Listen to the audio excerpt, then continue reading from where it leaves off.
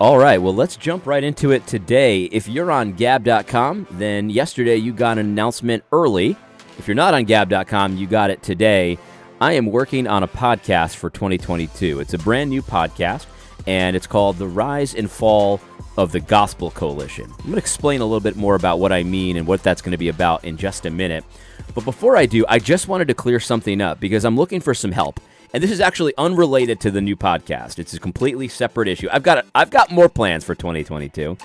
But what I did the other day on YouTube is I asked for help. I'm looking for names. I'm trying to make a list of everyone that's connected to Big Eva in a certain amount of, it doesn't have to be like they're best friends with Big Eva, but has connections with Big Eva, and is standing up even a little bit to the zeitgeist, to all the Great Reset stuff, all the powers that be, all the woke stuff, and things like that. And when I made the comment and I asked for help, I mentioned a few names that I was thinking of. I was thinking of Kevin DeYoung, I was thinking of Jonathan Leeman, and I was thinking of Owen Strachan. And a lot of people took high offense to that, saying that I was putting Owen Strachan in the same category as Jonathan Leeman. I am not. I am definitely not. There's only two things I'm looking for. I'm looking for someone who has connections to Big Eva, or at least had connections to Big Eva. I think Owen's been excommunicated to a certain degree. And who's standing up in any degree to the Great Reset stuff. So that includes people that are standing up just a little bit, and it includes people that are standing up a lot. I don't want to miss anybody. So don't take offense. If you like Owen, I like Owen. I've talked to Owen offline as well. I like Owen Strachan very much. And I understand he's standing up to the woke stuff a lot these days, and he has been for a couple years. Now, he wasn't always doing that. A lot of people are misunderstanding Owen. He didn't always do that. In fact, he was, quite timid on some of the woke stuff, at least early on. However, he's changed his mind. Good for him, and I appreciate that. But that's the thing. I'm not looking for people who are compromised only. If they're compromised, as long as they're pushing back a little bit, I want to know about them.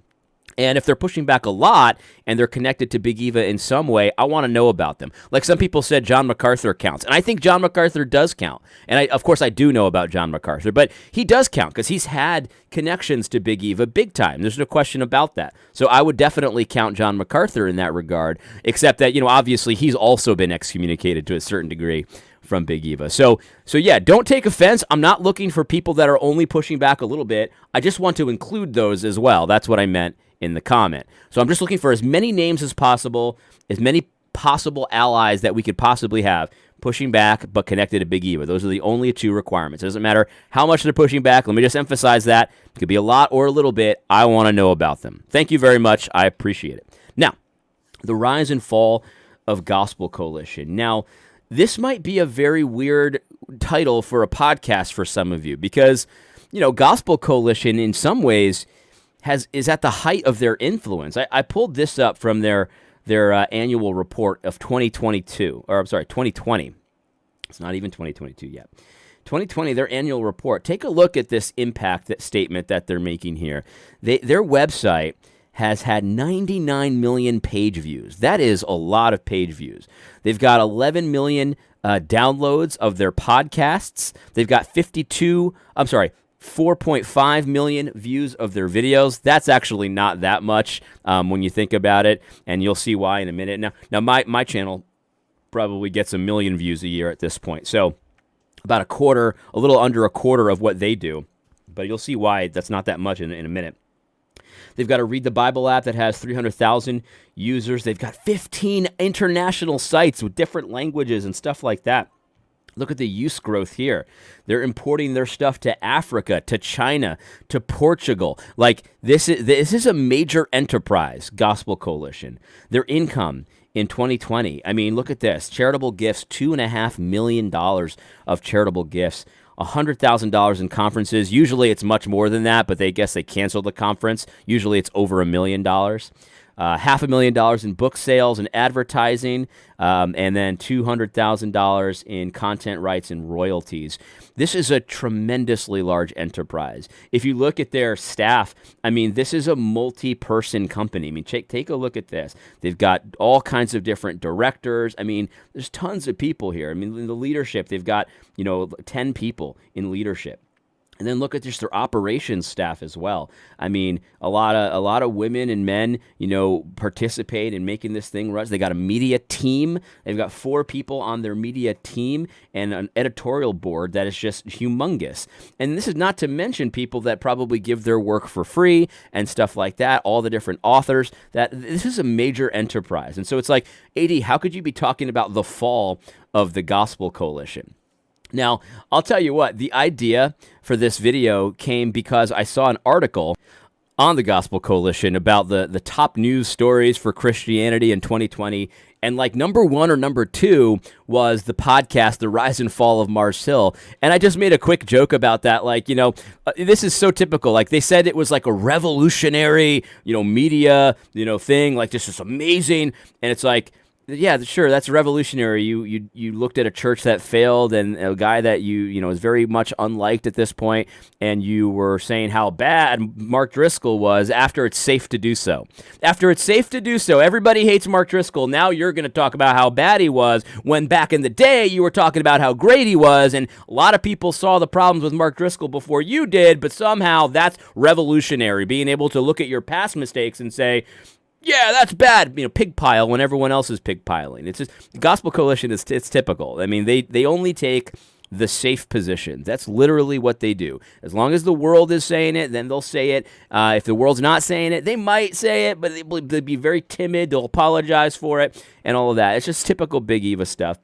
But I thought that was so pathetic. It's like, sure, yeah, you'll say someone's bad when it's safe to do so, and that's somehow revolutionary and countercultural, and that's what everybody does. Everybody waits until the coast is clear before they step out on the battlefield. That's something that's easy to do. That's not revolutionary. What's hard to do, and what takes a little bit of guts and a little bit of courage, is to be forward-looking.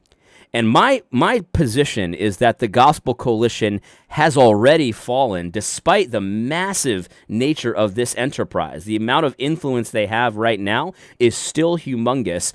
They are still in the process of falling right now. I'm looking forward and I'm making predictions, because here's the thing, there's more than one way to fall. So yes, they have a lot of views, a lot of users, and a lot of money, but I think that their influence right now is starting to erode, and they're essentially having to capitulate more and more and more to maintain the amount of influence that they do have. I said this yesterday in a video about like people like Kristen Dumez and Jemar Tisby. They get more radical as time goes on. I've seen a lot of people notice this, especially about Jemar Tisby, where they'll say, yeah, I supported him during when he came out with Color of Compromise, but he's gone too crazy. And it's like, well, he was just as crazy back then, but what happened is he has to ratchet up how radical he is in order to stay relevant, because the world will chew you up and spit you out if you don't continue to go down their path. They're at total war with Christ. They're at total war with Christ, and so if you're not constantly moving further and further left, further and further against Christ and against his church, then you're going to be spit out. You're going to be out of the movement. You're going to be part of who they're trying to destroy. And so if you want to stay relevant once you've capitulated, you got to get worse and worse and worse. And that's what Gospel Coalition will do, because they're going to have to figure out a way to maintain this user base, to maintain the podcast listens and the views and stuff like that. They're going to have to find a way to do it, and the only way to do it is to capitulate more and more and more, because they've already capitulated everything. They've already made the fundamental, the word's escaping me. They've already made the capitulation that's going to control their destiny unless God is very gracious to them and makes them repent in a massive way. And I'm talking a massive way. This website is done. They might make a lot of money, but they're totally done. Their Christian influence is on the downswing, and eventually it'll be nothing, because they'll be so radical that they won't even be recognizable as Christian. They're still somewhat recognizable as Christian because they still do have some good content on their website. I would never recommend anyone go to Gospel Coalition because the content is not trustworthy, which is so interesting, because if you look on this main page, this is what it says about the Gospel Coalition. The Gospel Coalition supports the church by providing resources that are trusted and timely. That's the first thing that it says here. And I have to say that's done. That's over. Christians don't trust you anymore, at least Christians that are aware of what's going on in the culture at large. The only Christians you're appealing to are those that are also at war with the truth. It's just that simple. And so my podcast will be forward-looking. Yes, we will look at things that happened in the past. I mean, 2022, so much happened with Gospel Coalition and Big Eva, connected people. And it's just God is so obviously exposing the idolatry, exposing the rot at the core of evangelical leaders in our country. It's been so clear in so many ways. And so we're going to look backwards and we're going to break down savagely. There's no question about this. This is going to be brutal for those of you who are in Big Eva or have friends who are in Big Eva. This is going to be a brutal awakening. There's no question about it, and we're not going to shirk away from it. However, this is also intended to be helpful because there's a time to break down, but there's also a time to build up. And I want to encourage those of you who are on the fence, or maybe you're connected to Big Eva and you don't know really what to do, how to escape this, and how to turn the ship around or how to leave. I want to encourage you on the problems of Big Eva, the issues, the fundamental issues of Big Eva that are just, they're irreconcilable with the truth of Jesus Christ. How to recognize those and how to do better and guard against it again in the future. There are a lot of behaviors in individuals in Big Eva, but also just as a whole, there's a lot of behaviors and unwritten rules and different just modes of operation that these organizations, these huge conglomerates engage in, that is just absolutely poisonous to the life of the church. And we're going to expose all of that, and we're going to start to build up a better way forward. And it's going to be completely based on Scripture. It's going to be completely based on the requirements that God gives to his church, but also the individual believers in the church. And on how to engage in controversy, how to engage in argumentation, and things of that nature. And so this is going to be a very brutal podcast. However, it's going to be also very hopeful, encouraging, and I think it's going to do a lot of good for a lot of people. Anyway, I'm really excited about this podcast, The Rise and Fall of the Gospel Coalition. We're going to have guests. There's going to be interviews. There's going to be stories. So get your popcorn ready. And I think you'll really enjoy it. I hope you find this helpful. Please share this, the trailer, with people that you think might be interested. Share it on your social media. And by the way, if I was Big Eva, I'd be scared. I'd be looking over your shoulder all over the place because we're everywhere. And you need to understand that. There's people that that you think are never going to tell about the freaking creepy stuff that you guys engage in, all of the groupthink and all of the secret plotting and all of the gossip that you constantly engage in. You think that nobody's going to find out about it, but we found out about it. It's just that simple. It's just that simple. Anyway, I hope you found this video helpful. God bless.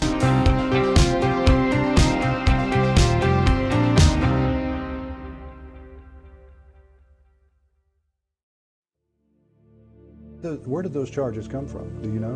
I mean, no, they're unnamed. That's part of the problem. Good. Right. So unnamed sources are presenting these things, which should make everybody take a pause. I believe Jesus would teach us to take the vaccine as a part of God's gift to humanity.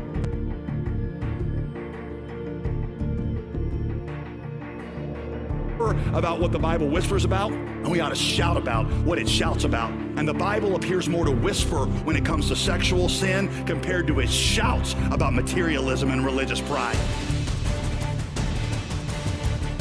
And you're wondering why multi-ethnicity isn't happening at your church? It's because you have a person that's black on the outside but Angloid on the inside.